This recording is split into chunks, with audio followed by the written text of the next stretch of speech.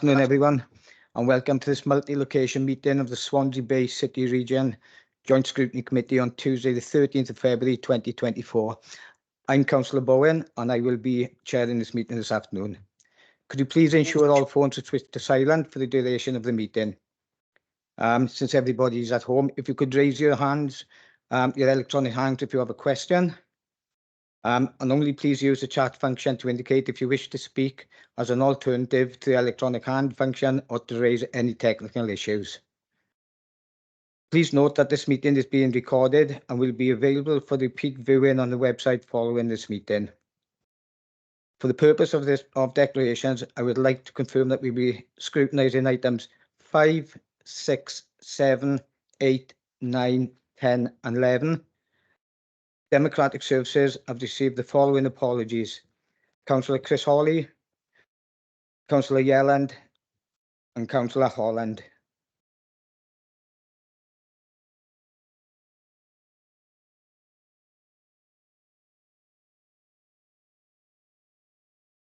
Moving on to agenda item 2.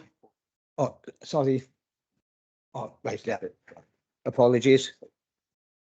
Yeah. In the reverse edge. It's all that. Yeah. Apologies for that. Members, we would like to thank officers for arranging the site visit to Pembroke Dock Marine on the 26th of January 2024. I understand from those attended that this was a very informative visit and give members a better understanding of the scale and progress made of the project. Officers have also asked to make members aware to meet the City Deal events coming up in Swansea on the 20th of March and Neath and Talbot on the 9th of April. You will have received an email with a save the date note already, and Tom will send further details when he has them. We will now move on to item 2. Agenda item 2, declarations of interest. Do we have any declarations of interest, please?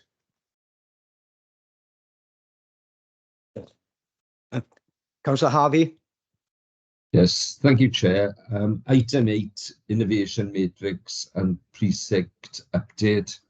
I give advice on this in my day job as Designer Crime Officer with South Wales Police. So that's my declaration of interest. Thank you. Okay, thank you very much. Agenda item 3, minutes of the previous meeting, pages 3 to 30. The minutes from the meeting held on the 4th of the 7th, 23 and on the 24th of the 10th, 23 are included on the agenda for approval. They are on pages 3 to 30. Do members have any comments to make on the accuracy of these the minutes? I see no indications, Chair. Thank you. Can I have a proposer and a seconder, please? Councillor Sparks. And can I have a seconder, please? Councillor Morgan, thank you.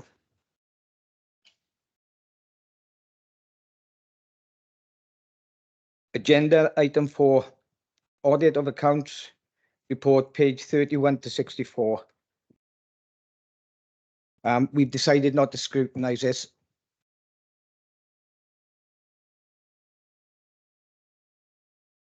Thank you. Agenda item 5, joint committee statement of accounts, pages 65 to 140. This report will be presented by Chris Moore. Over to you, Chris. Okay, thank you, Chair. Good afternoon to all. I'll present this report, which actually is in respect of 22-23 accounts, and it's basically presents the overall position of the Swansea Bay City Deal in respect of the finances. So the report is quite comprehensive. It actually is along similar lines to what you'd be familiar with within the County Council, but perhaps slightly abbreviated on the basis that there's not quite so much information to deliver as part of the report. The report is required to be audited, and as you will have acknowledged on item 4 on the agenda, the previous item, that is the audit report in respect of these accounts, and that has confirmed that an unqualified audit report has been issued with very minimal changes. There was one small change which was to do with audit fees. Now that was partly because we wouldn't been aware of what the audit fees were when we were preparing the accounts. So the accounts were prepared and submitted to audit on the 27th of July, which is effectively 4 months after the year end. And the timetable for the audit was to actually conclude the audit by the end of November. The audit was concluded on the 23rd of November, and subsequently these accounts have been presented to the Joint Committee for formal approval. Obviously, the accounts as an annual occurrence, and it's essential that they are audited, and I'm pleased to say an unqualified audit opinion is submitted within the accounts. Going through the accounts, there's two things that they represent really, is the financial activity during the year and the balances contained at the year end. The accounts themselves, I won't go through every page, but I'll give you a quick overview. Obviously, there's a summary at the beginning of the Swansea Bay City deal, the investment, the profile of the investment, which I'm pretty much sure we're all familiar with. There's an introduction by the chair of the Joint Committee as well. The substantive part of the accounts in terms of the financials starts really on page 80 of the agenda item this afternoon, or page 14 of the actual accounts themselves, which basically summarizes the financial position for the year, and is probably a familiar picture in the fact that it actually presents it more in the format of the budgeting report than anything else, and it actually compares it to the budget during the year. What you will notice is that both the expenditure was significantly higher than budgeted, and there's a specific purpose reason for that, and the income was, but the net position was that we were below the overall picture in terms of our budgeted position. Now, what's thrown the presentation here really is the activity around the interest. Interest has been accrued during the year as a consequence of the balances that we were carrying in, and those weren't anticipated in the original budget.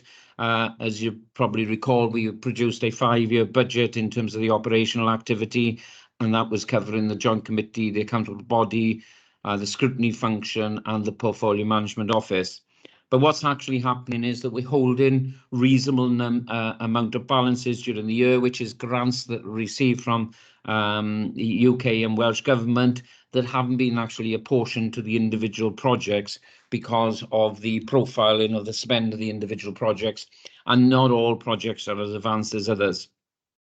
So we've accrued about £870,000 worth of interest. The other additional influence is that interest rates have obviously gone up significantly on where they were originally anticipated a couple of years ago when the budget was put together. So that combination has actually given quite a substantial return. Now, that's come in and gone out to the account, and it's gone out to the account because the policy that was agreed by Joint Committee, I believe in 2020, was that any interest that accrues on any balances gets redistributed to constituent authorities, and it is for the constituent authority to apply that interest in how is most appropriate within that authority. Now, whilst that's a discretion to the authority, I know the authority will be considering the implications of that, because whilst we've actually had a gain in terms of interest rates significantly, all authorities are actually borrowing to fund the grant funding that's coming from UK and Welsh government, because that was actually distributed over a 15-year period. So therefore, they are all expected or have borrowed against that expected flow, and therefore they are likely to be paying more interest than was originally planned due to the uplift in interest rates that we're all very familiar with in the day-to-day position. So that's where the indication is in terms of the variation, which makes the figures look a little bit out of sync here, is because we've got that 870,000 there as being accrued interest and interest payable out to the constituent authorities. The funding of the expenditure, if you take the interest away, is down on the original expectation. And also then, if you look at the income is down, and that is mainly down as a consequence of the top slicing element of the government grant, which is funding the PMO office and the management of the Swansea Bay City deal. That is down due to the fact that we have only been able to release a certain level of the grant that we've received, and again that is consistent with the what you would expect and why the interest is accrued. So you will notice that there's 723,000 we were expecting. It was 252,000 that's come through. That said, it will correct itself over future years as and when we need the funding. So the consequence of that is that we had a slight deficit on the year, and that deficit will come off the balances that are actually accrued from previous years. So that's really a summary at a very high level, gives you an overall position there. I would point out too that the partner contributions is contributions from the 8 partners, and that is the last year that the partners will be paying into that. That was 50,000 per year for a 5-year period. As far as the portfolio investment is concerned, that on the following page, on page 15, that illustrates really the flow of cash coming in from Welsh Government, which you will see is 23,086, and the flow of cash going out to the projects over the year. And then the summary of the reserves gives you the amount that we're holding as capital grants and applied. So that's a very high overview. Before you come into the substantive, more detailed accounts, the following pages follow off with a number of statements of responsibility, both for myself as Chief Finance Officer and for the chair of the Joint Committee, Rob Stewart, who have signed those pages.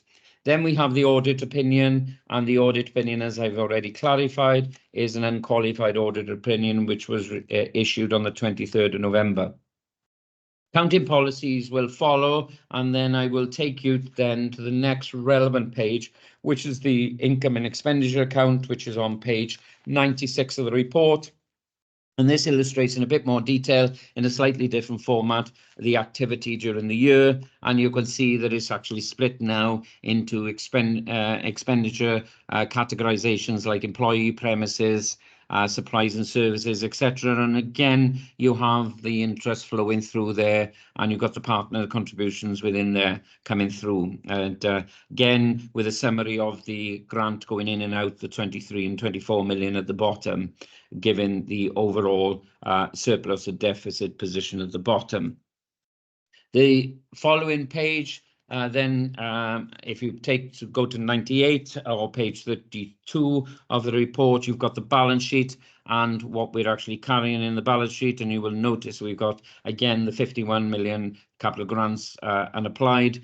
We got the cash going out, and we got the as in due out to the local authorities, which is 5.9 million there or thereabouts, and we've got the cash due in from Welsh Government and UK Government. This year, the actual 23 million was paid just after the year end, so it was actually treated as a debtor for the year end position. The following pages then provides notes and a more detailed appraisal of all the factors that have taken place in the city deal. And then on page 110 or page 44 of the report, you've got the annual governance statement, which actually summarises really the overall governance structure of the Swansea Bay City deal, the Joint Committee, the responsibilities of the various functions, including the Joint Scrutiny Committee, audit functions, and an action plan that follows that. The final pages, for any terminology that you actually don't recognise within the statement, there is a glossary of terms that concludes the annual statement of accounts. So hopefully, Chair, that's given you an appraisal of really the overall position. The good news is there is an unqualified audit report. The good news is that we have balances, and the good news is that actually we have the funding to continue with the city deal moving forward. And the cash flow is coming in from Welsh Government and UK Government, as you would expect. Happy to try and take any questions if there are any from any of the members. But and as I say, that's concluded now, 22-23 year, and we will soon be on to the start of the audit, the account preparation for 23-24. Which will be the end of March. We do anticipate this year that we wish to encourage audit to sort of conclude this a little bit earlier, because it is good practice to get the audit and the statement produced as quickly as possible after the year end. One of the challenges has been, from Audit Wales point of view, is both the sort of the fallout of COVID and the impact from COVID, and some staffing issues within the audit team that has actually sort of delayed a lot of the accounts across the authorities in Wales. Again, finally, just one point which would have picked up from the previous report is the materiality from the point of view of the audit of the statement is set on a calculation, and for the Swansea Bay City deal it was 260,000. So thank you very much, Chair, and that concludes my report. Thank you very much for that, Chris. That's a lovely report to come back with. Would any members have any questions?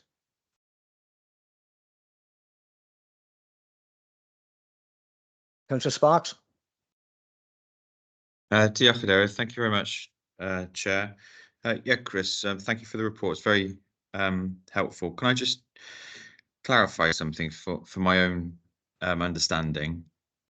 The total investment package, as it says on page 6 of the accounts, page 72 of the pack, says it's 235 million is the UK funding investment at the top of the second paragraph. How much of that have we had drawn down so far? How much is left to come? I know it's sort of outside of the accounts, I suppose, but just in terms of overall delivery, how much funding has the area had now? Thank you. We've had 6 years of the funding so far, and it's at 23 million a year. So, okay. So no, I won't. 662, isn't it? That's fine. So it's 138 million. So at the moment, the money is coming over the 15-year period, and this is the mechanism that was agreed originally, is that they would put out 240 million across the region. That is stated at 235 at the moment, is because there was one element that was actually wasn't. There was one project which was slightly under that point in time, but I think it's gone back up to 240 million as the expectation at the moment. So that 240 million was to be equally spread over the 15-year period as installments, and what the obligation was to each constituent authority or to project lead authority is to fund, once they got the project up and running. If you take an example, if it's a build project, or the arena is a good project, that's up and running, Swansea, City and County Swansea have had to upfront the funding of that, because the profile can only be released over the 15-year period. Now, by way of additional information, the starting point was that Welsh Government did start paying a little bit more in advance of that 15-year profile. So that 15-year profile has marginally moved there. But more recently, UK government have looked at reprofiling their funding, and they have actually submitted a profile where we can draw down some of the money more quickly. Now, that's an advantage to all local authorities, because if you can draw it more quickly, it means that we got to borrow less over the 15 years. But we are on year 6 at the moment of 23. So there's a variation on that, but that's in broad terms where we are at the moment. Thank you. That's very helpful, Chris. Yeah. Okay. Jonathan, I seen your hand come up and go back down. Did you need to come in? Thanks, Chair. It was just to confirm what Chris basically said. So 241 is allocated from both governments. What was in that report, the 235, it's a nice segue to Nicola Pearce on the call, because the additional project is that 5.3 million to make it to the 241. So I was just going to mention that, Chair, but Chris covered that anyway. Okay, thank you. As previously mentioned, this report is for information purposes, so we note the report. Item 6, update of GVA for portfolio monitoring and evaluation. This report is on pages 141 to 144 of the scrutiny papers and is for information. Presentation link is on the supplements pack. Officers, would you like to add any information to this report?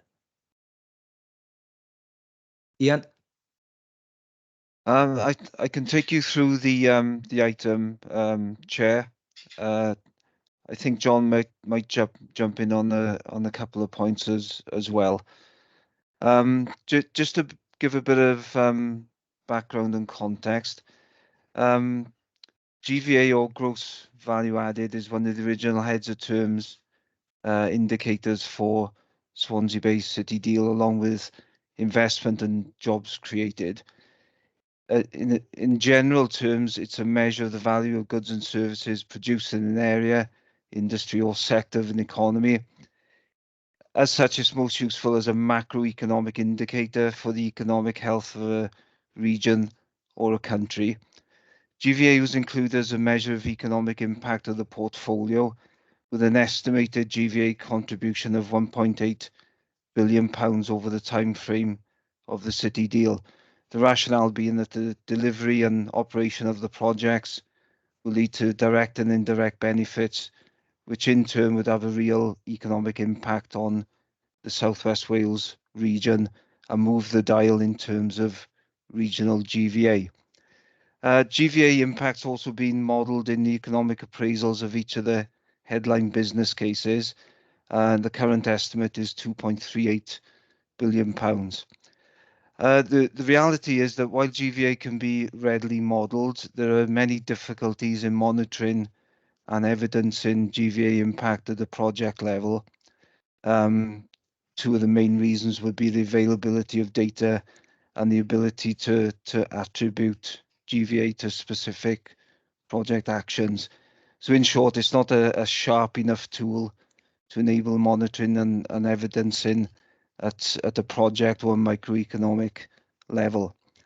With that background, back in May 2022, following discussions with governments and economists, the PMO submitted a paper to the Welsh and UK governments, which identified impediments to the measurement and the attribution of GVA at the programme and project level.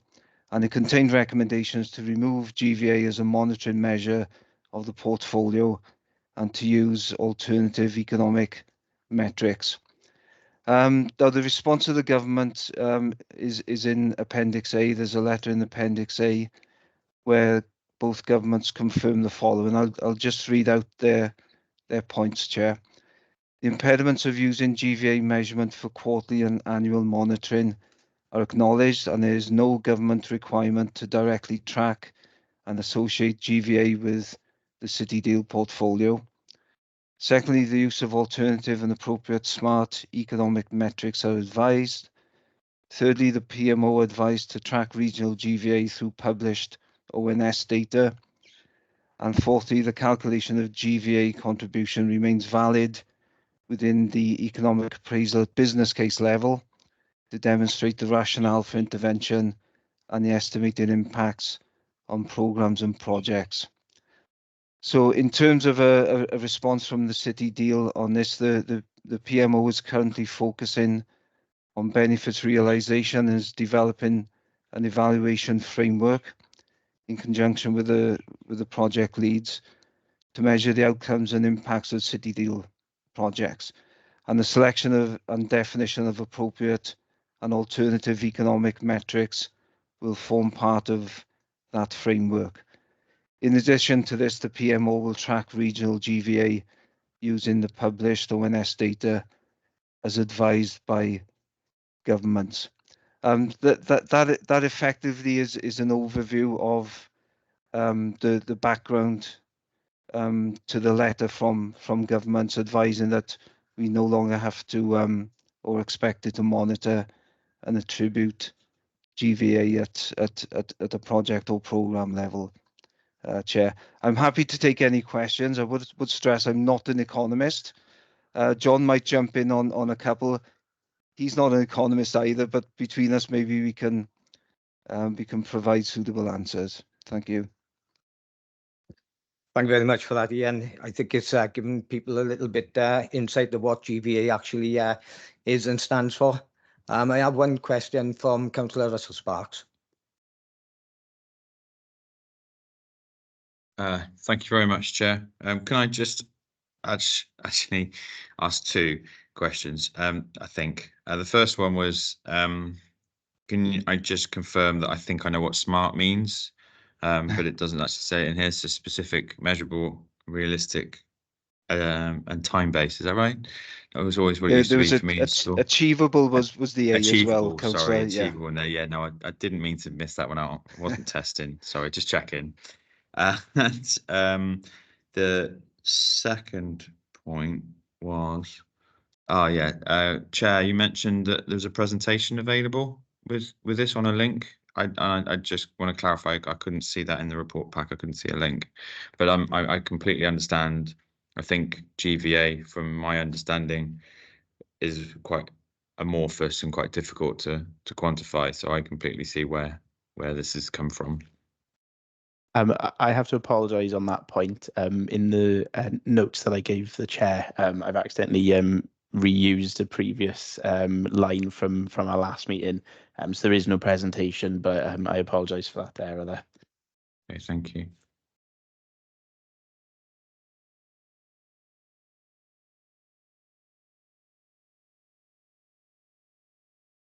Councillor Morgan. Thank you, Chair. Yeah, no, I was just going to say, appreciate it can be a little bit difficult, but I'm disappointed in the same breath, that when the project starts, we bang these figures about, and now we're seeing that we really can't quantify them. Can I just have confirmation about, I'm a little bit unsure after the officer just said there, where are we going to use GVA? Because I'm a little bit confused. It says in the business case, at business case level, we can, and in other places we can't. So, and what other markers are we going to use then moving forward to bring it all together to give us an overall understanding of how the whole project is doing, rather than individuals, because as we know, we can't scrutinise individual projects unless we ask to specifically, or we get a presentation on them. That's down to each council. So I still see the role of this scrutiny to understand how the value for the whole of the Swansea Bay area is through these projects. So I'm a little bit disappointed really that the goalposts have sort of moved here. So yeah, I just wonder if Jonathan can confirm some of those issues that I've just raised. Either one of you would like to pick it up, please? Ian or Jonathan? Apologies, Councillor Morgan and Chair. My computer just had must have had an electric spike because it just shut down, but it's come back. So I think I understood the question, and Ian could have answered it. But basically, GVA as a calculation will still be used in the business cases. But what the calculation does in the economic appraisal that Ian pointed out is it bases it on assumptions and multipliers. So what we can't do is evidence and attribute a project and program intervention, building a building, for example, directly to GVA. But we can talk about the economic impact of a building. So if you take the arena, that's alive and operational, the stuff around the direct consequence of having the arena, we can talk about the economic impact of that. Things like ticket sales, footfall, support to all the direct businesses associated with it in and around the arena. But what we would then do is look at, through an evaluation model, look at any other evidence in the wider impact of the city centre and surrounding areas, to look at what economic impact there is, but it wouldn't necessarily be GVA. Eregin, I can see Ian and Geraint are on the call. Eregin is another example where they've done economic assessments around Eregin phase 1. So they have economic impact indicators within that report. It is not out in the public domain yet, but having S4C anchored as an anchor tenant within Eggin, with all the surrounding supply chain, all the companies involved in the building itself, will have economic impact directly and indirectly to the supply chains and the surrounding area. So all of those type of economic appraisals will happen in due course once things are up and operational and live, but we'll also do economic impact of construction as well. So it will have all of those types of things. And if I added up every indicator of what all business cases have identified, there's probably about 120 different measurements of success. Quite a lot of those are economic impact related. So jobs created, investment from particularly private sector, things like wage uplifts, land value uplifts. So all of those are still economic indicators that we're already using. It might not just be at a portfolio level for every single one, just because of the nature of what the project or building may entail. So to give it reassurance, we are measuring the economic impact. It's just not attributing GVA to the portfolio. And I'm not sure if I answered all of the question there, Councillor Morgan. Was there anything else in addition to that? No, I mean, look, on a personal level, I don't think I'll ever be satisfied. But I mean, when you go to your website, for example, the figures were mentioned previously of initially stated 1.8 billion, additional. No, that's what you would consider GVA, and then it's subsequently been an uplift to 2.3. That is on your website, of course. So you're still putting that information out, but what you're saying is you can't really verify it. We can't evidence it directly, but what we still estimate that's still live. When business cases evolve, because they're live, if you like, the business cases, as they go from the outline to the full business case. If a plan changes of any significance, the economic evaluation would need to be redone. We haven't done one yet because everything that we've planned to do is in the same direction of travel, if you like. The only one I would say is probably different is floating offshore wind, and what Nick Pearson and Lisa Willis will present for the new project, but an economic appraisal has been done on that new element of the project within a program. So we will continue to evaluate it. That is still our target. We just can't evidence directly attributable to the portfolio. But we will still monitor GVA, but there are so many moving parts with it.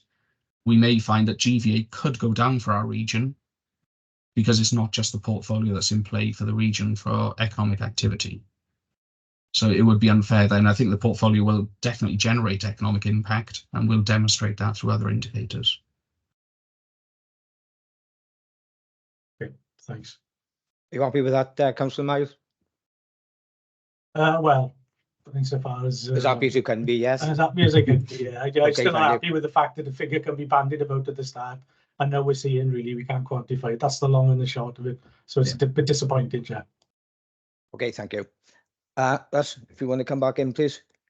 Thank you. Just on Councillor Morgan's point, really, I do agree. I mean, I can see where the project management board are coming from in terms of GVA being amorphous and difficult to quantify, but then at the same time, using those numbers, as Councillor Morgan has said, to promote the Swansea-based city deal activity, when Jonathan's just said it's hard to do that because of other factors. I think maybe the committee could think about highlighting that to the Swansea Bay City Board as an area of concern. It should, because we've effectively removed the scrutiny on this item with permission, and I'm on board with that.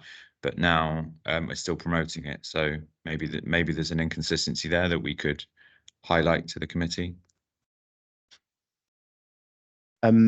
With regards to that, would you, Chair, like to write to that committee with that information from Scrutiny? Yeah, we'll do that. Excellent. Okay, thank you, Chair. If there's no more questions, we'll move on. This is a Chair, report. Sorry. Chair, I got a comment to make, please. Sorry, Councillor Harvey. Yeah, my hand was up. That's the Sorry. only comment I got to make, really. Obviously, the experts that be within UK and Welsh governments have looked at GVA, and I think they're far more qualified than I and many on this call. And if they're recommending, if you like, it's a flawed measuring tool and to use other methods, then we need to go with it. That's the only comment I got to make. Thank you, Chair. Yeah, just to add to that, Councillor Harvey, it's something that we did discuss with Welsh Government economists and UK government economists as well, and that's the advice that that came back from those discussions. Of course, GVA can still remain as a headline figure in modelling terms in the economic appraisals, but it's on their advice that it's not possible to evidence and monitor on that particular level. Okay, thank you, yeah. Okay, thank you. I take there's no more questions. This is reported for information purposes, so we note the report. Moving on to item 7, supporting innovation and low carbon growth. Programme change request to incorporate the National Net Zero Skills Centre of Excellence, now approved by government, pages 145 to 458. This will be taken by Nicola Pierce. Okay, thank you, Nicola. Thank you, Chair. I am about to try and share my screen. So if you can let me know whether my screen is sharing with you all. Yeah, we can see that here, Nicola. Fabulous. Yep. Okay. Brilliant. I've got a little bit of a cold and a cough, so I'm apologising in advance if I do burst out into sneezes. So as I say, apologies in advance.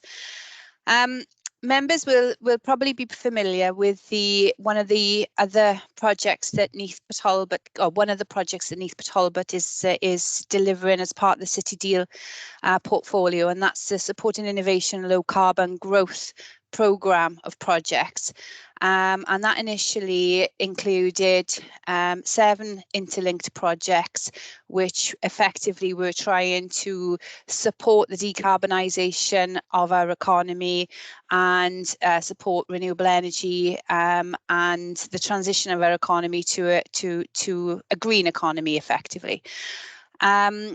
It was mentioned earlier on that there was £5.3 million of funding which was allocated to the Swansea Bay City Deal project, but it wasn't, or portfolio, but it wasn't actually committed to a specific project.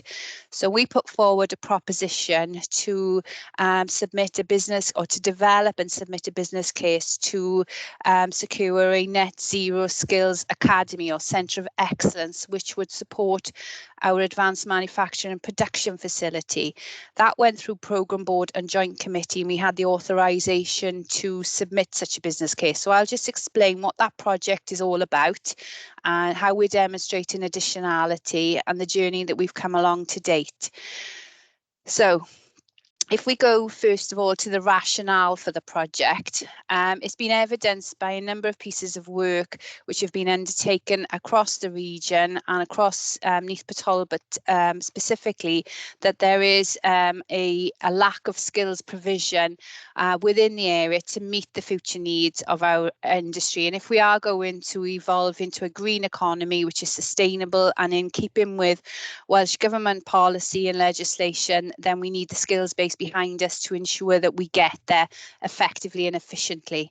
So we know that the floating offshore wind opportunity out in the Celtic Sea is going to require a skilled workforce of just over 7,400 FTEs per gigawatt of power. Now, there are 24 gigawatts of power potentially available within the Celtic Sea. So when you multiply just over 7,400 by that level of power output, it's quite a significant number of jobs that we will require to support that industry during the construction and during the operation and maintenance phase of that development. So there is a significant number of jobs associated with that, and we know that a number of the renewable energy companies have been actually mapping out the skills from the development of the individual components that go into the actual wind turbines themselves, to the assembly, deployment, and even the decommissioning of those facilities. So there is a significant number of jobs associated with them.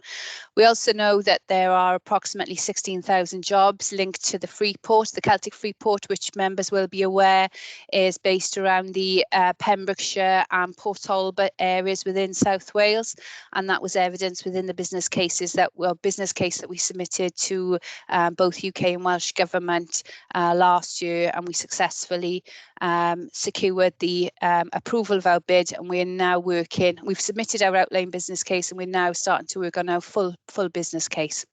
We also know that the Regional Learning and Skills Partnership has undertaken a skills survey and created a skills barometer, and that has highlighted significant gaps in terms of the skills provision, which we need to address in order to make our economy successful going forward, and to ensure that the young people and those requiring retraining who are in existing jobs but want to move into a different career path, they need that support in order to make that move to maximise their potential.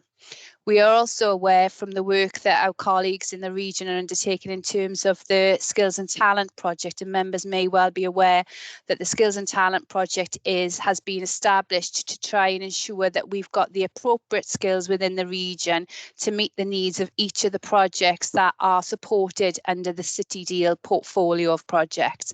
So it's all well and good having these projects within the City Deal, but if we don't have the skills in the area to ensure that they are successful, then that is a big issue for us. So that evidence is coming out from the Skills and Talent Project. The Skills and Talent Project also identifies that there is a need to have 3 virtual centres of excellence within the region. Now, this particular facility that we are proposing under this £5.3 million allocation is actually going to be a physical centre of excellence for net zero skills. So this is one of the 3 centres that have been identified within the Skills and Talent Project. So we can demonstrate that we are not dealing with this in isolation. We are dealing with it in terms of linking in with all the other projects that we've got forming part of the portfolio of the City Deal. We also are aware that we've been approached, we as an authority and partners within the region have also been approached by industry themselves, requiring industry specific training proposals to enable those businesses to evolve and ensure that their workforce are keeping pace with the changing climate in terms of innovation and research potential in the area. So there is a demand, and that this is not suggesting for 1 minute that we're pushing the academic organisations away, but there is a demand for industry to work with the academic organisations to ensure that the training provision is actually fit for purpose to meet the needs of those industrial organisations within our business organisations, I should say, operating within the region. We've also had feedback from Industry Wales as well to indicate that we are lagging behind England in terms of level 3+ provision, specifically around manufacturing related skills. So that again justifies the need for a centre of excellence. And as I've indicated earlier on, this isn't duplicating what is currently available within the very highly regarded academic organisations that are operating in our area. but it's actually complementing the provision that is provided by those academic organisations. And we've already started to put together some sessions with various parties to ensure that we are involving everyone in the development of this project going forward, to ensure quite clearly that there is no duplication of provision within the area. We're complementing rather than competing against existing provision. So as part of the work that we did to develop the business case for this Net Zero Skills Academy, we undertook a lot of research into what other facilities were available around the country. So I'm not going to go through all of the projects or facilities on this list. The top one, Manufacturing Technology Centre, is as part of the High Value Manufacturing Catapult, which is operational in Coventry. There is effectively an advanced manufacturing facility with a training academy associated with it. It's very successful. It is churning out something like 350 apprenticeships on an annual basis, and there has been significant number of businesses benefiting from those apprenticeship opportunities, because there is a significant number of those apprentices that are coming out of that training facility and going straight into paid employment, and basically starting their career paths as soon as they secure those qualifications. And we also know that there are a lot of organisations who are clustering around that facility up in the Coventry area, it's very successful. We've also got the AMRC Cymru, which is the facility based around the Broughton Airbus facility up in North Wales. Again, that is supported by the High Value Manufacturing Catapult linked to Sheffield University. And again, that has clustering around it and is successful in terms of supporting the economic the businesses operational in that particular area. They are currently pursuing a training academy specific to that facility, because they are now acknowledging that it was a missed opportunity when they actually built that facility initially. There are others on the screen, and I'm happy to circulate the presentation after the meeting, so you've got a little bit more access to the information upon which we've based the business case that we developed and submitted to both UK and Welsh Government. In terms of the journey that we've had, we have engaged with a number of organisations. So you've got the Economic Strategy Board, which has supported and analysed each of the projects which form part of the portfolio of projects into the city deal. So we'd had a test and challenge session with them. We had a number of meetings with other organisations, as shown on the organisations as shown on the previous slide, who are already operational in this sort of area, to learn from the lessons that they've learned, to ensure that we don't repeat those mistakes but actually benefit from the positive outcomes from those specific projects. We've also had a number of meetings with various organisations, including Industry Wales, Keith Ridgway, who was one of the founding members of the Catapult programme, which has been successful in ensuring that research, development and innovation is actually transferred into economic output within business organisations. And we've had very close relationship with Professor Gareth Davis from Swansea University, who actually assisted us on the economic case presented within our business case. And there are other organisations named on there.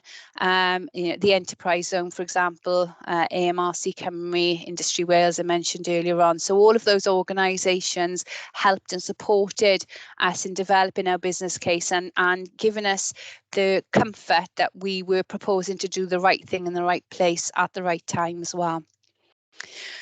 Moving on to the context around it, we know and acknowledge that our economy is evolving because of the pressures that are facing us as an economy, as a country, as a planet, in terms of climate change and the need to have sustainable growth going forward.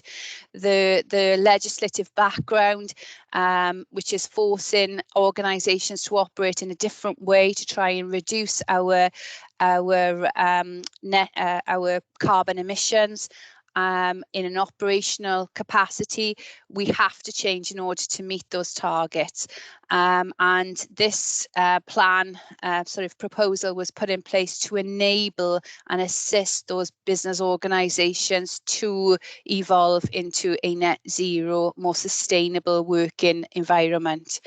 It will, as I mentioned earlier on, it will support our advanced manufacturing and production facility, which has the same aim. But what we want to do is to ensure that we are developing an apprenticeship opportunity in conjunction with the advanced manufacturing and production facility, so that we've got youngsters as well as those wanting to change their career paths. They have the ability to work on high level technology within a facility which is co-located with the Skills Academy. So it's not just a classroom environment that we're creating an environment where people can actually work on plant machinery technology, which is state of the art, and which will give them sort of an opening into the business community that they wish to move into going forward. The vision to deliver low carbon, sustainable and inclusive economic growth for the region, which fits into the sort of narrative I've just explained. Now, there are 3 objectives as part of this project, and I'll come on to those in the next couple of slides, because the objectives are linked to the measures which we will utilise to demonstrate whether or not we've actually achieved those objectives. So I suppose those are smart targets, as we talked about on the previous item. And as I say, I'll come back to that in a moment. So in terms of the additionality, we had to demonstrate as part of this business case that we won't just request in £5.3 million to ensure that our advanced manufacturing facility was going to be slightly better or bigger or, more effective going forward. We had to demonstrate that we were actually adding value to that facility.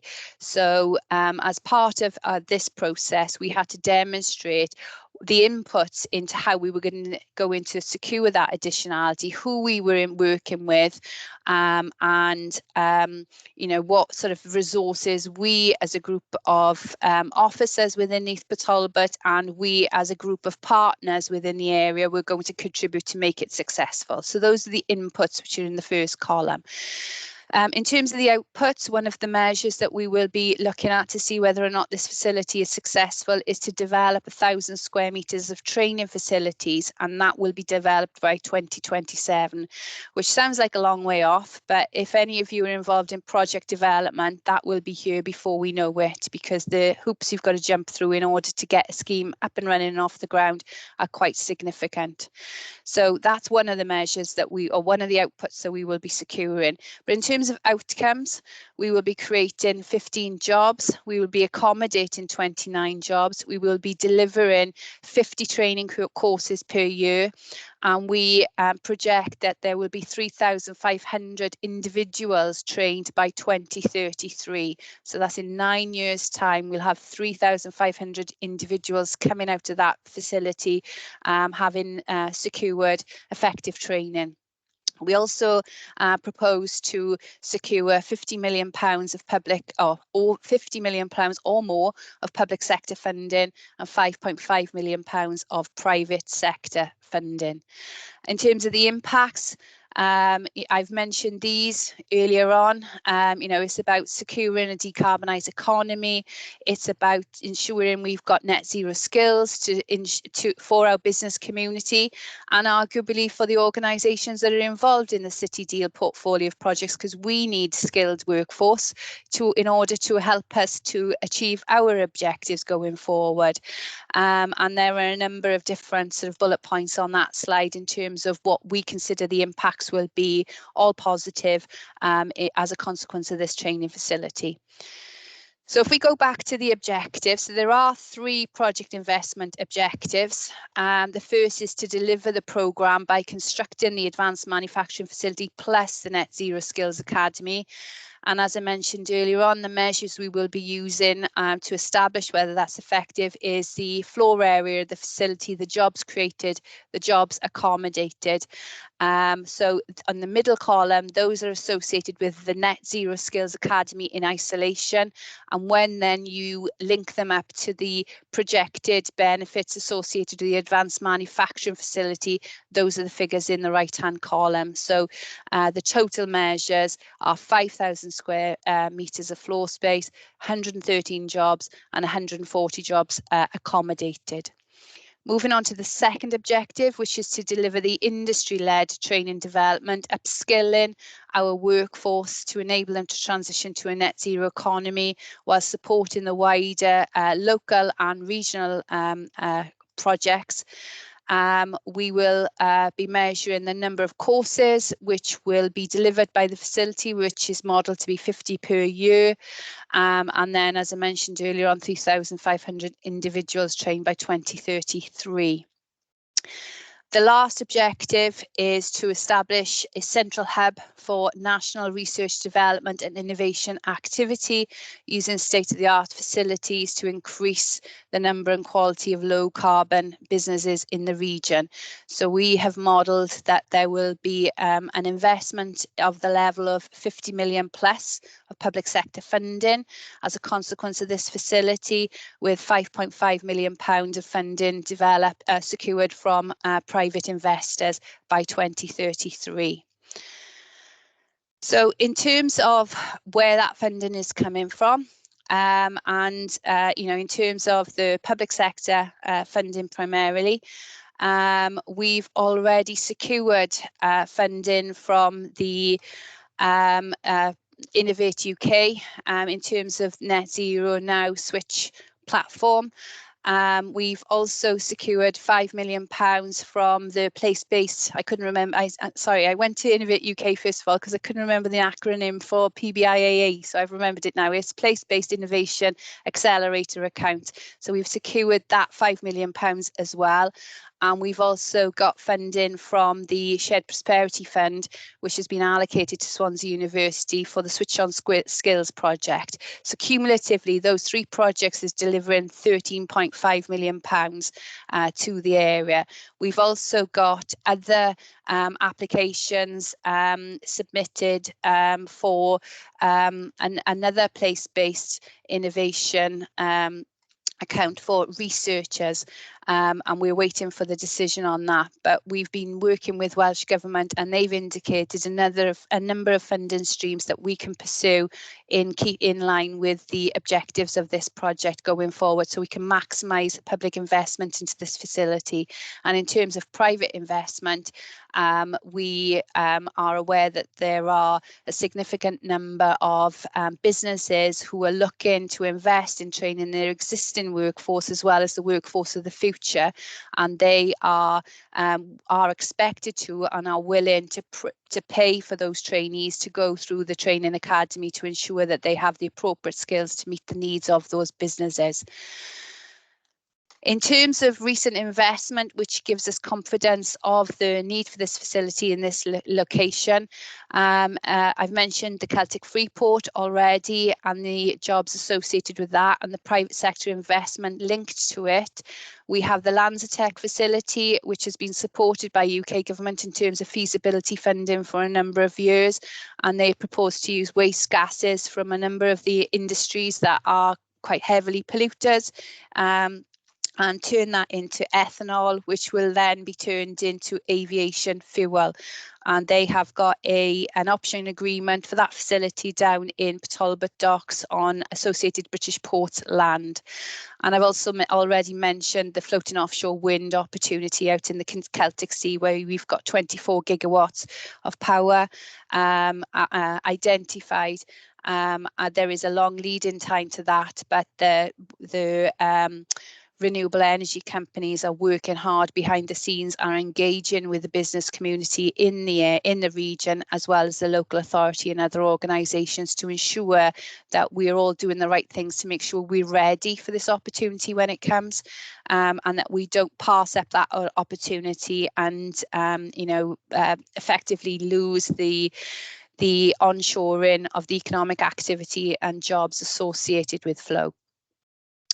So in terms of the timeline we followed, we originally secured permission from or support from the Programme Management Office with the preparation of the outline business case. We had that approved by Programme Board. We went through a test and challenge session with the Economic Strategy Board. We've did various briefings with UK and Welsh Government to ensure they were comfortable with the content of our business case before formal submission. We had that approved by the Programme Board, by the Joint Committee, and we submitted just before Christmas of last year, in November of last year. I think it was.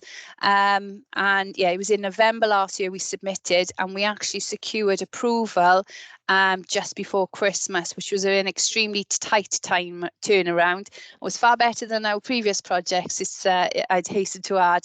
We had a lot of favourable feedback from both UK government and Welsh government. And whilst we had verbal feedback then that had been approved, we actually received formal written feedback or formal written authority. I actually received the email this morning while waiting to come into this meeting to confirm that they have formally approved our bids. So we've secured approval.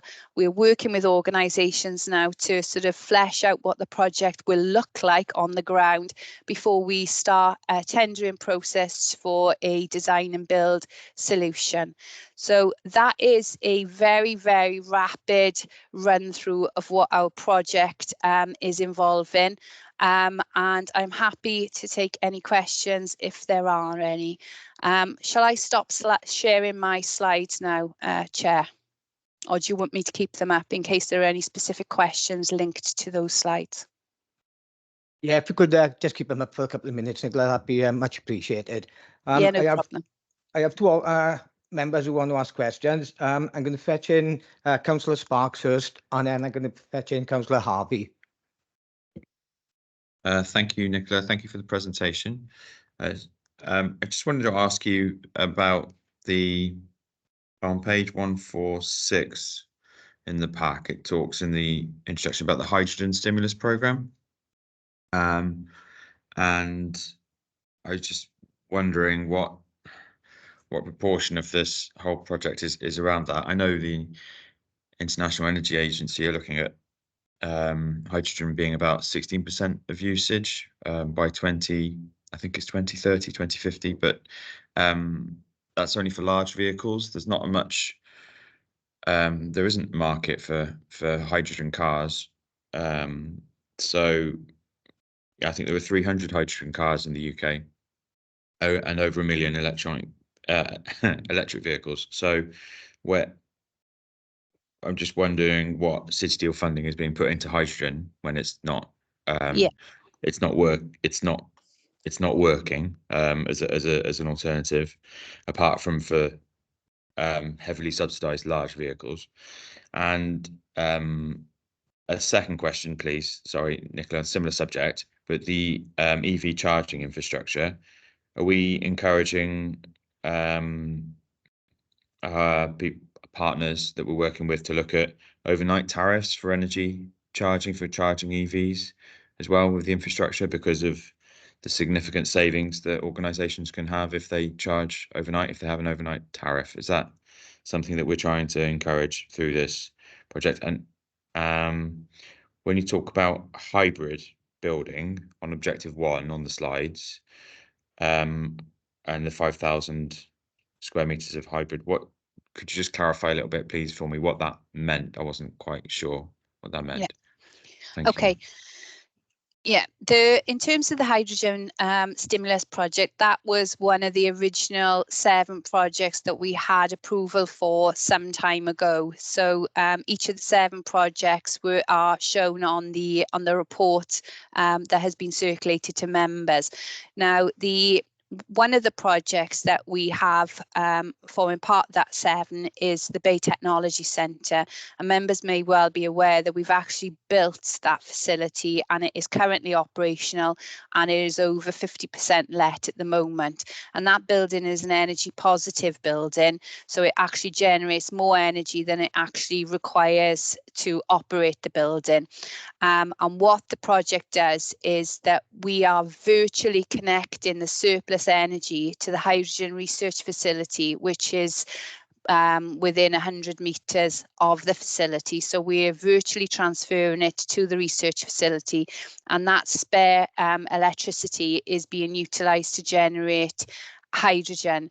Now, the project actually paid for an additional electrolyser within the hydrogen research facility, which is operated by the University of South Wales, to enable that increased generation of hydrogen.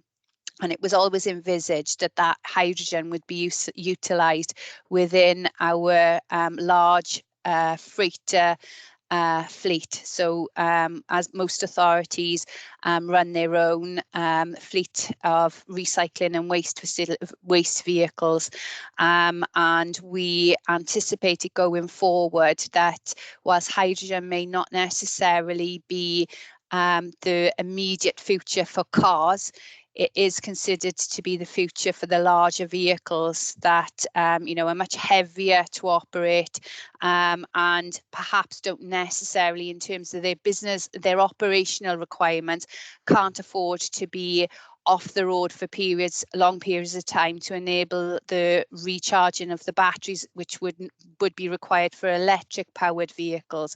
So hydrogen is considered to be the future for the larger vehicles, such as our waste and recycling freighters, and there is provision within that hydrogen stimulus project to pay towards one vehicle just to demonstrate the effectiveness of that co-location of our fleet with the hydrogen stimulus project. So that's the hydrogen project. In terms of EV charging, I suppose it links on to what follows on from what I've just said. EV charging is more, EV charging or electric vehicles are linked to the smaller pool cars that we as an authority and our domestic vehicles that we as individuals utilise or will be utilising more of going forward. Now we are investing as an authority and across the region in terms of infrastructure to charging facilities, and obviously the market is also providing facilities where there is where the market will ensure that there is a return on that investment. Now, one of the projects that we are delivering under the Support and Innovation and Low Carbon Growth is the electric vehicle charging infrastructure route map, and what we are trying to establish there is where the not spots are. So if the market will invest where the market will make money, but we know that there are large areas of our region where the market will not intervene to install infrastructure, so because they will not get a return on their investment. But we also are aware that there are significant numbers of our population living in those areas that require access to that charging infrastructure. And many of our areas have got high density residential developments or high density development generally, and many of them don't have off-street parking facilities. So we're looking at the moment of ways how we can support people living in those communities who don't necessarily have access to off-street parking facilities but want to aspire to own an electric powered vehicle. So this work is being undertaken on our behalf now. We don't have all the answers as yet, but we are trying to ensure that all of our communities have access to power to enable them to transition from a a fossil fuel driven car, fueled car, to an electric powered vehicle in the future. And just because you don't have access to off-street parking, that shouldn't be a disabling factor to you achieving that objective, and ultimately complying with UK legislation going forward. In terms of, I can't remember what your last point was. It was just the hydrogen hybrid accommodation, sorry. Oh, hybrid accommodation. Yeah. I know Lisa put her hand up there, but in terms of the hybrid accommodation, what we want to develop is the integration of the Net Zero Skills Academy within the advanced manufacturing facility. So they're not going to be completely separate facilities. They are going to be co-located within one building, so that the students who are going through the academy have access to the high technology equipment that is going to be housed within the advanced manufacturing facility, so they can actually work on the equipment that they are likely to have access to when they are pursuing those sort of career opportunities that they are seeking to develop going forward. So they're not going to be sitting in a classroom. They're going to be spending part of their time in the classroom in that building, but they're actually going to be also spending time in a sort of manufacturing environment as well. So they got hands-on experience, and they're having sort of those as best an aligned experience to working in manufacturing as we can possibly develop for them. So that's what we mean by a hybrid facility. I'm hoping that's addressed your questions, Councillor Sparks. Thank you very much. That was a very thorough answer. Thank you. Yeah, that's fine. Thank you. Thank you for that, Councillor Sparks. Lisa, I've seen your hand go up. Did you want to come in at all? It was just to clarify on the hybrid, and it was a mix of the manufacturing, but Nicholas covered that. That's fine. Okay, thank you. Next question from Councillor Andrew Dacey. Cheers, Tim, and thank you, Nicola, for the presentation. The date of completion of the building is 2027, it says there. Have you got a site, first of all? And then obviously I said you're going to go out for tender, but that seems to be a very tight time scale, which is absolutely essential with the news from Tata. And a lot of local businesses are worried that the money or the potential earnings through the offshore wind is going to pass us by if we don't act quickly. So I hope that time scale is spot on, and that we can get these people trained and into the industry, rather than bring people into the area to work and then move back out of the area. Because we need to obviously replace the important jobs that we're losing through the Tata announcement. Yeah, I completely agree with you, Councillor Dacey. It is a very tight timescale, because as anybody who's delivered capital projects will be aware, you've got to go through a procurement process to secure a contractor, who then has to secure a design and build contract. So who then has to go through a design and build process, and then you've got, once that's finished, you've got to remediate and prepare a site and then start the construction. It is ambitious, but we consider that we can do it. We've been working with Welsh Government for a significant period of time to utilise part of the energy park, which they have recently purchased. There are parts of the energy park that are still subject to contamination associated with the BP chemicals, which used to occupy the site many years ago. But there are parts of the site in the area where we have interest that are capable of being developed in the short term. And as I say, we are working with Welsh Government to secure that land. They are supportive of this project in principle, very much so, and they want it to happen just as much as we want it to happen. So we're all working together to achieve the same aim. And you know, it's particularly important at the moment, given the Tata situation. So we need to do everything we can to support the workforce who are potentially at risk of losing their jobs. But we also need to ensure that the workforce of the future that previously aspired to work in Tata, if the job numbers available in Tata are decreased going forward, we need to create alternative economic opportunities for them, and we need to develop alternative job opportunities, and we need to ensure that they have the skills in order to access those jobs going forward. So it's critical for us, and we are going to be working behind the scenes to ensure that we are doing our very best to achieve those targets. We can never promise 100% that we will deliver, because there are some things that happen which are beyond our control, but we're all working together in partnership to do our very best to do so. Thank you, Chair. Thank you. Thank you. Thank you both for that. Thank you for the presentation, Nicola and Lisa. If there's no more questions, can't see any more hands. This report is for information purposes, so we note this report. Thank you.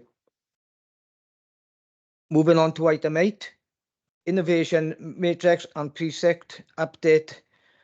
This report is on pages 459 to 490 of the Scrutiny papers and is for monitoring. Would any officers like to give a report on this, please?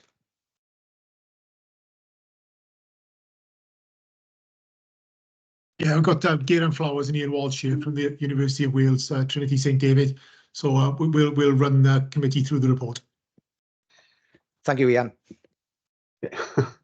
Okay, Chair, if I could say, sorry, it was a slow start there. When you said officers, I was expecting one of the council officials to step in. So, sorry, from the university, if we could go back a slide, actually, because even though my background is the same picture, it's helpful just to give a context to the building. If we could go back one slide, if that's possible. Sorry, what were you looking for? Can we go back one slide? That is the cover slide here. Oh, I thought it was. On the side I can see is. Okay, that's the cover slide now. Must be a delay on my internet feed. Sorry about that. Okay. If we progress then.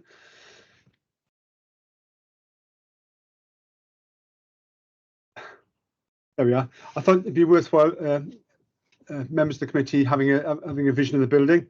This is the artistic render of the building, and later on we'll be able to show you some pictures of work in progress where we are at the current moment in time. In fact, I was in the building this morning, and it's coming on at quite a fast pace at the moment. The committee will be aware that myself as the kind of academic senior responsible officer, and Geraint as the project lead for the estate side, we're going to do a bit of a tag team presentation if that's acceptable. So if we can move on, Geraint. So yeah, if I give an overview of the current position from a sort of construction perspective, then the university does have 2 projects within the Swansea Bay side of the city deal. We're doing those in conjunction with Swansea Council as part of their digital district business case. So the first project is the Innovation Matrix, which we'll be giving you an update on today, predominantly. And that's, as Ian mentioned, is in the mid phase of construction at the moment, scheduled to be finished in June. And the second is the Innovation Precinct, which is as yet to come to site. We'll give a short update on that at the end of this presentation. So just with regards to the precinct then, I can safely say that the construction phase is proceeding according to our programme and within our budget parameters. So as I said, we're looking at a June the 18th completion date. We were watertight just before Christmas. So the building's looking very much like the 3D imagery that we put together during the design phase now. We've got a project board in place that's been in place since the feasibility stage of the project. It meets on a monthly basis. It's got governor representation to monitor through to the University Council, and also the outcomes outside of the tolerances on that are reported through to the Swansea Bay City Deal itself. There's some key principles, outcomes, benefits for the project, one of which is tenant or as we like to call them, partner procurement. That's ongoing, and we're really pleased to report that over 50%, then 51% of the net lettable area in the building is now subject to legally binding contracts, so lease agreements. 12% is at heads of term stage, so we've got informal agreements with potential tenants. And then the remaining 33% is still open to the market. And we've got a plan which Ian will outline shortly to sort of close that gap, hopefully prior to practical completion. We've also got, the most important part of this building is how it operates. So we've got an operational plan for the building and a business model for that building, which has been agreed through the relevant governance channels.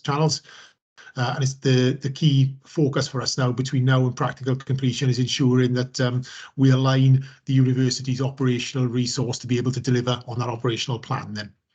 And then as I said, the completion of the project is scheduled for June of this year.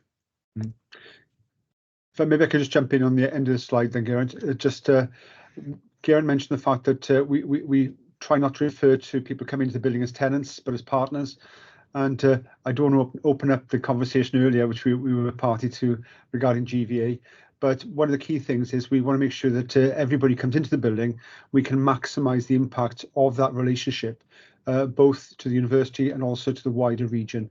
So every partner or tenant that comes into the building, we're looking to develop a relationship with that partner to ensure that we maximise the impact of any collaborative ventures that we may work on together with them, or how we connect them to other businesses, either within the matrix or within the wider community. So I think looking to the long term, we're looking to see how we build relationships with these companies, which go way further than the traditional landlord-tenant relationship, and into real partnership development, which we believe will give true value added to the regional economy. Thank you, Geraint. Just want to move on. So just a little bit of a visual reference again. These are three of the artist impressions of the original concept. And if we move on to the work in progress pictures on the next slide, there we are. You get a sense that things are moving ahead. It's actually come a long way past this point already. As I say, I was in the picture in the building this morning, and a lot of the walls are now in place, and they're on to finishes and raised floors and basically building the office areas as per the agreement with the contractor, but also following the consultations we've had with tenants coming and partners coming to the building. So we've made every effort to make sure we create the right configuration of space to maximise the benefit of the building to those partners as they move in with us. Yeah, just pick up on a couple of points of Ian's there. Ian mentioned the term partnership on a number of occasions there, and in essence, the intent to link businesses then with academia and to see both of those elements benefit from that engagement. And we've seen something of that occur during the construction, the design phase rather, as the 3D imagery and the use of our new immersive teaching suite down at our Swansea campus has been absolutely, mind-boggling in terms of the community engagement, the learning opportunities, etc. that's presented. Being able to access the level of detail that's afforded by the design technologies that we've got at the moment in relation to how the building eventually looks, the engagement of architecture, construction, quantity surveying students in that, and the engagement of the wider community and partners like Swansea Council and other universities as well has been, a really positive experience during the design phase of the project. Yeah, and I think just to build upon that, we've been able to use that immersive space to showcase the building, even when it was just a steel structure, to potential tenants and partners, so they can actually go into a room, they can basically be in an immersive space, they can actually feel like they're in the building, they can feel like they're in their proposed unit. Long before we actually got to this stage of construction completion. So it's been a valuable lesson, I think, in the benefits of integrating two streams. One is our virtual learning stream with the construction of a new build like this. And there's an open invitation, actually, if any members want to come down and see our immersive learning space and see the impact that can give to development. Okay. Yeah, if I move on, so we were subject to a Swansea Bay City Deal external gateway review process just prior to Christmas. So that process went very well. We were awarded an amber-green outcome, which I think we were possibly expecting, given the stage the project was at, and the focus is that we already knew that we had to maintain to ensure that the building was going to be a success come practical completion this June. So what we've done here is we've summarised the outputs of that review. So there was some really some good and positive feedback which we've made very public. But these are the areas that we intend to concentrate on over the next sort of 5 or 6 months. So just run through briefly the budget for the construction. You can see in sort of line 2 there, if you read it in English, has the very little sort of flexibility in it. And there's a constant focus required to ensure that any changes to the design between now and practical completion are properly managed. And that's something that we're doing through the project board, the university senior leadership team, and through sort of individual business cases for items that might emerge as we finalise the construction phase. So again, very comfortable from that budget perspective. The review team focused on the planning for handover process and the fact that the building does what it professes to do on the tin. We've got ongoing forums to manage that. The relevant stakeholders within the university team are involved in it, and there is a real intent here to ensure that the estates element of the university and the academic element of the university works in tandem with the businesses that are coming into the building then. Third point on there was the sort of conversion then of heads of terms into firm contracts. At time of writing, we were probably at 30% legal contracts. We're now at 51, so that's progressed quite significantly. And Ian will sort of come to a little bit more detail on that now in subsequent slides. The procurement of the cafe, we do have a cafe operator intended to come in and operate the food and beverage outlet on the ground floor of the building. The tender for that has gone out today. So we're hopeful that all of the pre-tender engagement work that we've done and the market intelligence that we've gleaned will be reflected in our tender process and will generate a sort of sustainable owner of this particular operation. So that process will run itself, and we're hopeful to see a positive outcome of that probably by sort of mid-March, I would have thought. The communication and engagement process very much ongoing. The progress on the build is regularly communicated internally, and as I say, externally to the City Deal team as well. And then the final point then was the focus on the benefits realisation and the outcomes agreed in the business case. But that's very much being supported by John and his team at the City Deal in terms of sort of individual benefit profiles, benefit registers, and then monitoring those benefits against that. So we feel that we've got all the actions from the review, positive it was, in hand to ensure that we properly sort of mitigate them and get into that building and make it work. If I just maybe finish off on the last point as well, on the last slide, in terms of how we're monitoring progress and outputs. Clearly, the world has changed hugely since 2016. And so we're constantly alert to the fact that we need to make sure that we refine our modelling to ensure that we deliver on the promised outputs of the matrix.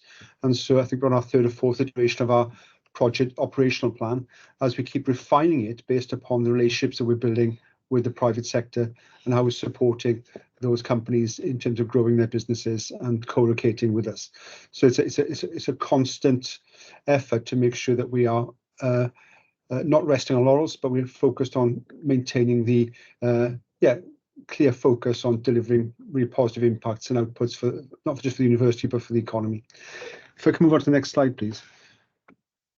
Okay, this is just some of you may have seen this before, but this is at the outset we had a 4-stage plan in terms of how we were going to fill the space. The first 2 stages were really working through our existing networks, either our own tenants, which we may be looking to move on from different buildings we occupy here in SA1 in Swansea, but also then looking at those large companies or suppliers that we work with and how many of them would like to co-locate. So then we're at stage 3, and we're still in stage 3, which is using external events, web profile, working with colleagues from Welsh Government Inward Investment Team, but also more recently using Sell to Wales as part of our procurement of a cafe operator. So we're still within this frame.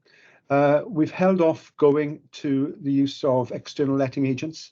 And I'll unashamedly say that's because we didn't want to spend money on letting agents too early, because we feel that we can let it ourselves and keep the value or keep the money for the project invested in the delivery of the project as opposed to going into external fees. So we've done our best to keep it constrained within our own team to let the space. And that's proved successful so far, but we still have stage 4 that we could go to if we need to fill that last remaining spaces within the building. And if we go on to the next slide, you can see where we are in terms of a snapshot as of a couple of weeks ago. We have the green areas indicate where we have agreement to lease or heads of terms signed. The blue areas are areas which the university has taken, partly to house some research centres which already deliver from constrained facilities a very strong relationship with companies in the region. So we're looking to grow that work either with companies or in support of joint developments with health boards and so on. We also have an incubation suite. Again, as a university, we've done rather well in the last decade of producing graduate startups. So again, we want to enhance that, encourage more STEM-based startup businesses to incubate with us. And so hence we've retained a space for incubation, supported by our own research and knowledge exchange team. And then on the first floor, we've also retained a space which we're calling our Cybersecurity Operations Centre, which again will work in partnership with companies coming into the matrix, but also external companies on developing the kind of responses to technological threats which we're facing, and also to upskill the next generation of people working in that sector. I can give the committee hopefully some positive news. The section which is under discussion in orange, we met with that potential tenant this morning, or partner this morning, and that's very much enthused them. So I'm expecting another contract to be signed there. So we have 4 remaining units plus the cafe. And we're very confident that we're going to fill those units by June, if not sooner. So our intent is to try and fill them comfortably before the completion date. And I think there's one more slide there, or is that it?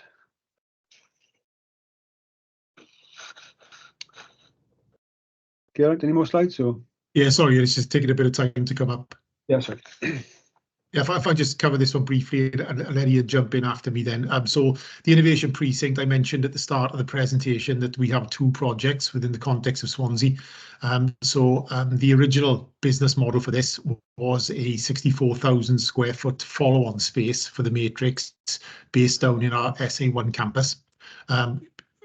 People have already mentioned, officers have already mentioned on this call, the sort of changing economic marketplace since these business cases were originally put together in 2016. And with that in mind, we're looking at an alternative delivery model, one that is better aligned then to the marketplace of today. We're doing that very much in conjunction with Swansea Council and the development partners that they've already procured. And that's something that's been an extremely positive discussion to date. So I would say for the purposes of today, we're pretty sure that the model for the Innovation Precinct is going to change. That change is subject to relevant sign-offs through the City Deal governance process and with the Welsh and UK governments. We're in a process of compiling the documentation and the business case and the strategies to support that. And those conversations are taking place between chief executives of both of the organisations at the moment.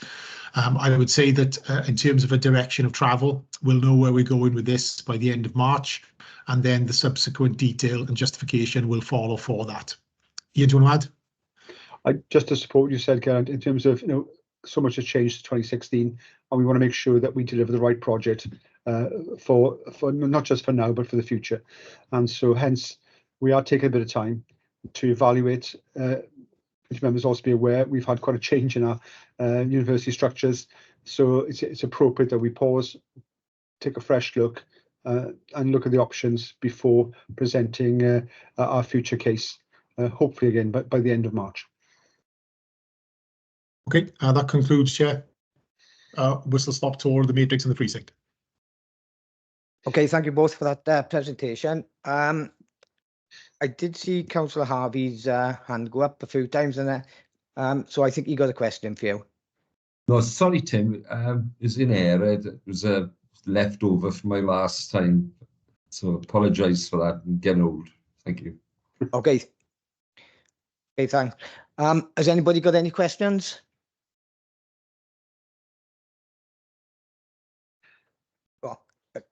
Councillor Sparks? Thank you, Chair. Just a comment, really. I think it looks very good. The whole project. I can see it's comprehensive, and it's so good to see so many partners signed up before you're ready as well. So congratulations on all the hard work involved, and I'm looking forward to hearing an update as on a parochial level as Carmarthen Town West on Oregon Part 2 in March, as you've indicated. So. But congratulations on this presentation today. Thank you, Chair.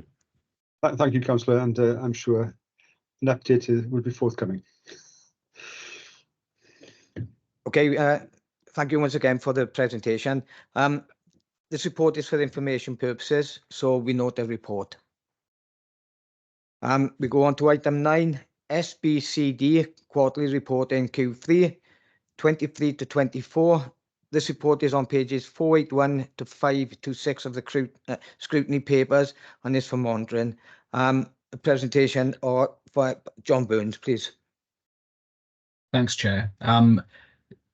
Members, you all have a series of documents. I'm going to summarise them and I'll do the portfolio level ones, and then I'll pause for any questions, and then I'll move on to the project and programme updates then. So in terms of what you have in front of you, there are things like dashboards, a summary of risks and issues, benefits, procurement pipeline, change notifications, and things around the audits of gateway assurance review and the internal audit action plan. So if I start with a dashboard, there's one overall change to programme and project status on the dashboard. That is in relation to support innovation, low carbon growth. So Nick Pearce presented a part of that in context of the programme. So the finance has moved from green to amber, and that's to reflect a funding gap which has been identified for the Switch project, which is all around decarbonisation of steel. So that's given an overall REG status from of amber, and delivery also remains amber. So it was in the last quarter green, it is now amber. So the only other change is in relation to Eregin. Councillor Sparks just mentioned about phase 2. So in terms of Eregin delivery and resourcing, that's moved from green to amber. So they're the only changes on the what we call the REG status, the red, amber, green status for the overall dashboard. In terms of portfolio level risks and issues, so there are 5 red risks. There's a reduction from 6 in the last quarter. The 5 red risks are rising construction costs, TAN 15, in-year spend, slippage, and delivery of outputs and outcomes. So all of those have mitigations and updates which go on our risk register and get reported accordingly. And the only one that came off was the pressure on the construction industry to meet the demand of both City Deal and other public sector procurements. That was reduced from amber to red to amber, and that's due to a feedback from the construction industry basically accepting that the current market is more stable, it's more predictable now to predict the future project costings, and even though it's still higher than what we would have anticipated when we wrote the business cases, there's no evidence to suggest that any tender calls that we're putting out aren't being met through the infrastructure projects. So hence that going down to an amber rating.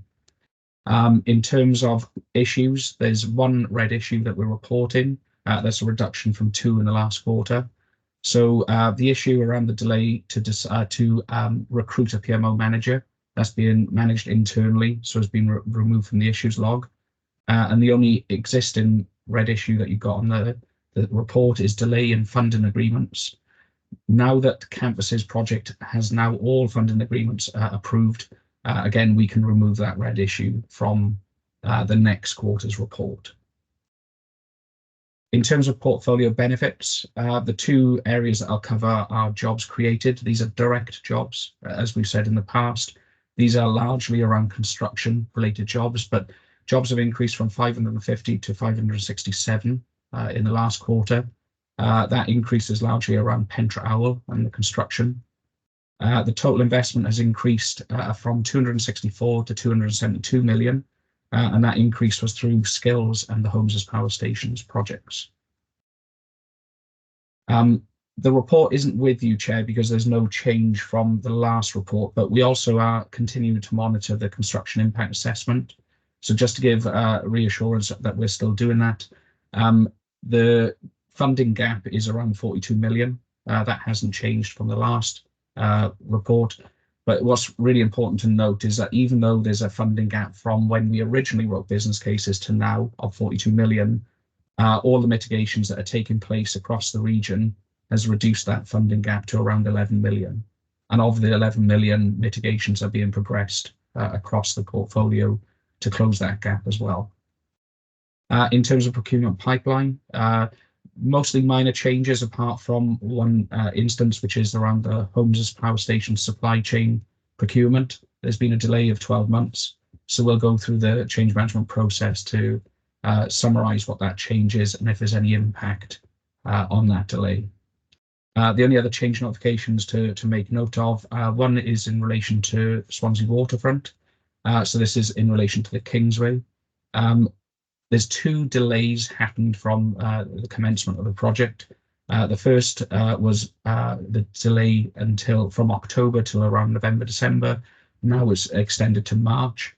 There aren't any issues, Chair, in association with that. It's just a contractual issue that they had to sort out with the lead contractor, which is now in place. So they intend to get that completed by March 2024. And then the only other one was Pembroke Dock Marine. Celtic Sea Power, one of the lead deliverers of the projects for Pembroke Dock Zone, they reprofiled their financials. This was back in the summer last year when they updated their business case. And it ultimately says that it's going to delay a profile by 36 months. But bearing in mind that there's a legacy issue of the timing of the original business case in 2019, and then the introduction of floating offshore wind in 2021, there was basically a 24-month delay, and there's another further delay. So in total, that's 36 months. But what the project's saying and what the lead deliverer is saying on that is it doesn't affect deliverables or the outcomes of the project. So that's gone through both boards, and they're happy with those notifications. And Chair, I'll pause there for a second because that's a lot of information to probably take in before going on to the project programme updates. So does anybody have any questions? Yeah, I got a question from Giles, if you'd like to come in. Oh, great. Thank you, Chair. Sorry, Jonathan, I've got a note from a previous meeting, and I probably could have mentioned it as part of my GVA question before. At a couple of previous meetings, I'm sure we've talked about, you've mentioned an independent review that may well have been linked to GVA. I'm sure it was linked to GVA at some stage in one of the meetings. So I'm just wondering, at this point, when we're looking at the overall stats, and I certainly welcome any new jobs, particularly against the backdrop that my colleagues in Neath Talbot are talking about with the steelworks, which is devastating news. So any jobs are welcome. But in terms of the review, then, and obviously we've just said the GVA now as an overall statistic or something to review is not going to be needed. Is an independent review going to go forward? And if it is, then what are the sort of things it's going to be looking at in terms of reviewing whether the Swansea Bay City deal, overall is a success? Yeah. So there's different levels of, so to answer your question directly, yes, there will be reviews, there will be evaluations across the portfolio, both at project program level and at portfolio. So yes, we will do it. The intention was that would happen this coming financial year, but we need the buildings to be in operation and have to be in operation for at least 24 months, if not 2 years, depending on what the buildings are, to properly evaluate them.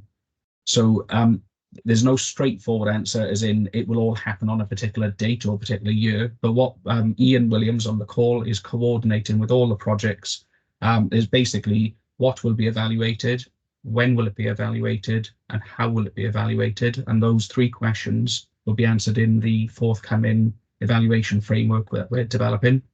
But we haven't agreed with Joint Committee yet that we will do a portfolio evaluation next financial year, so from April this year onwards. So that was the intention, but it potentially could be the year after. But as projects progress, Councillor Morgan, we will be evaluating at project level, and we can share that both at Joint Committee and at Scrutiny level to have a look at what is being evaluated more locally with individual projects. But it has to be at an appropriate time. Otherwise, we'll be doing evaluations and paying probably an excessive amount of money for external views on this.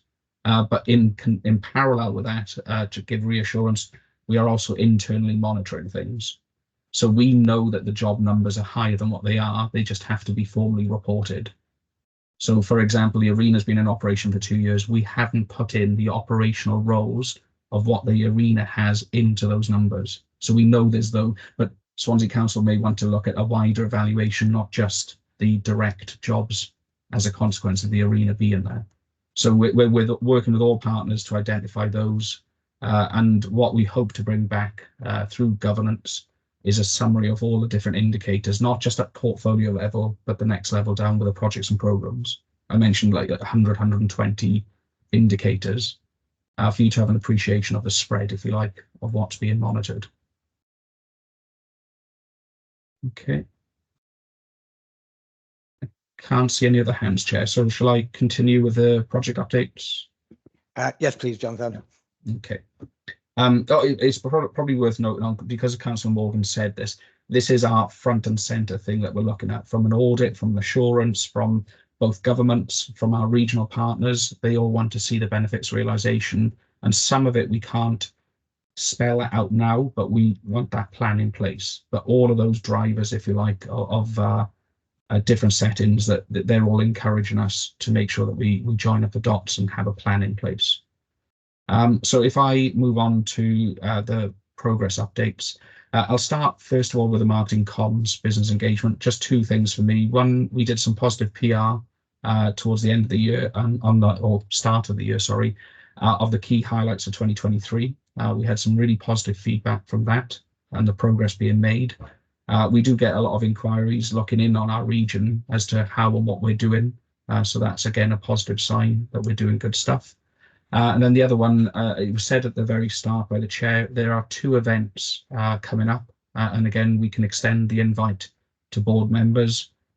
One is in Swansea Arena on the 20th of March, and the other one's the 9th of April in Margam Orangery, and that is Meet the City Deal event.